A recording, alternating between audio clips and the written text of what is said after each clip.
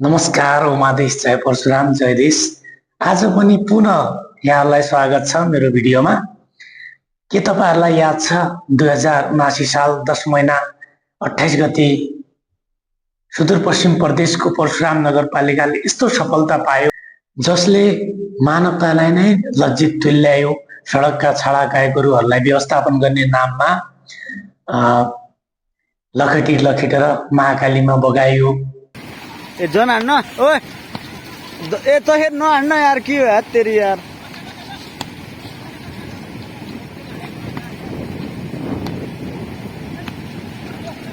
यसरी हेर्नु निर्मम तरिकाले यिनीहरूलाई यस्तो गतिको बनाइरहेछन्। हेर्नु त नेपालको राष्ट्रिय जनावर र हिन्दू धर्म अनुसार हाम्रो लक्ष्मी पनि हो।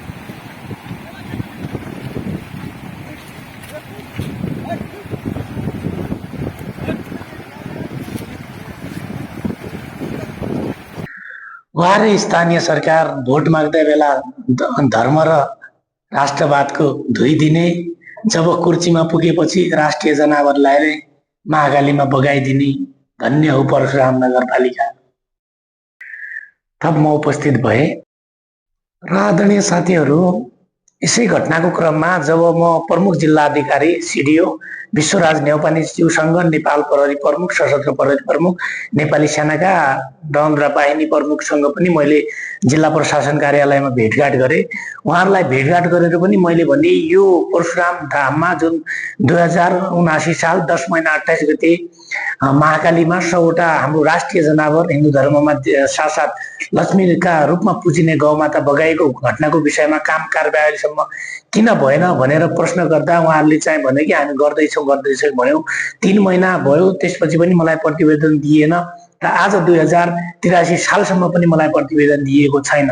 त्यसकारण म के भन्न चाहन्छु भने जिल्ला प्रशासनले त्यो बेला मलाई अर्को एउटा विषय के भनेको थियो भने हामी रोहन सर, हामी तपाईको भनेको माग हामी पुरा गर्छौं र प्रत्येक 7वटा पालिकालाई चाहिँ गौशाला नियन्त्रण गौशाला बनाउनका लागि पनि हामी अनुरोध गर्छौं र गाईहरूलाई हरेक पालिकामा चाहिँ गौशाला बनाउने चाहिँ अभियानका लागि चाहिँ हामी जिल्लाबाट पत्रकार छौं र यो विषयमा चाहिँ नगरपालिका गाउँपालिकासँग भूमिका खेल्छौं भनेर भनेको थियो। तर जिल्ला प्रशासनले त्यो बेला भनेको कुरा अहिलेसम्म पनि मैले जिल्लाका 7वटा स्थानीय तहमध्ये कसै ठाउँमा पनि त्यस्तो आधिकारिक रूपमा चाहिँ यो पालिकामा चाहिँ गौशाला बनेको छ भनेर आधिकारिक चाहिँ आएको छैन। त्यसै विषयमा चाहिँ यो विषयमा चाहिँ म अझै पनि पुनः जिल्ला प्रशासन कार्यालय डन्द्राको ध्यान आकर्षण गराउन चाहन्छु। तपाईको त्यो छानबिन समितिको प्रतिवेदन मैले कहिले पढ्न पाउने हो, त्यो प्रतिवेदन कहिले जनता सामु सार्वजनिक गर्ने हो, त्यो पनि मलाई बताइदिनु हुन अहिलेका जिल्ला अधिकारीको पनि म यही सामाजिक सञ्जाल भिडियो मार्फत नै ध्यान आकर्षण व्यक्त गर्न चाहन्छु र परशुराम नगरपालिकालाई र परशुराम नगरपालिकाका वैज्ञानिक मेयरलाई पनि मेरो के आग्रह अनुरोध छ भने तपाईले 2080 सालमा पनि फेरि तपाईले 12 नम्बर वडा कार्यालयमा जब 12 नम्बरका र त्यहाँका 12 नम्बर र 1 नम्बरका जनताहरू आएर जब नगरपालिकाको 12 नम्बर वडामा गाईहरूलाई भित्र हालिदिन्छु भनेर त्यहाँ पुरै गाईहरू लिएर छालाचौपाहरूलाई लिएर आए र स्थानीय पनि आए, त्यो बेला चाहिँ तपाईले के भन्नुभएको थियो भने वैज्ञानिक मेयर साहब असोज कार्तिक भित्र गौशाला रेडी हुन्छ, नगरपालिकाबाट बजेट पनि छुट्याएको छ भन्नुभएको थियो। तर अहिलेसम्म पनि तपाईले गौशाला निर्माणको विषयमा कुनै काम कारबाही नगरेको पनि देखियो। अहिलेसम्म किन गौशाला सञ्चालन हुन सकेन, यसको जवाब पनि तपाईले दिनुपर्छ। र यदि म तपाईलाई इतिहासकै एउटा युवाको नाममा तपाई परशुरामकै असक्षम मेयर हो भन्ने चाहिँ मलाई लाग्छ, किनभने तपाईको कार्यकाल सिद्धिन लागिसक्यो तर तपाईले अहिलेसम्म पनि तपाईले परशुराम धाममा एउटा गौशाला निर्माण कार्यक्रमलाई चाहिँ सम्पन्न गर्न सक्नु भएन। त्यसका लागि म अझै पनि तपाईको कार्यकाल सकिन अब केही महिना मात्रै बाँकी छ।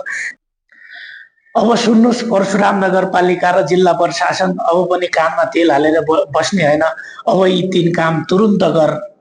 जिल्ला प्रशासन कार्यालय डडेलधुरा र परशुराम नगरपालिकाले सहमति पूरा गर्नुस् र परशुराम धाममा आत्मनिर्भरता र एकदम व्यवस्थित तरिकाको गौशाला तुरुन्त निर्माण गर्नुस्। कमाईको स्रोत बनाउनुस्। जिल्ला प्रशासन र परशुराम नगरपालिकाले भनेपछि कमाईको स्रोत बनाउनुस्।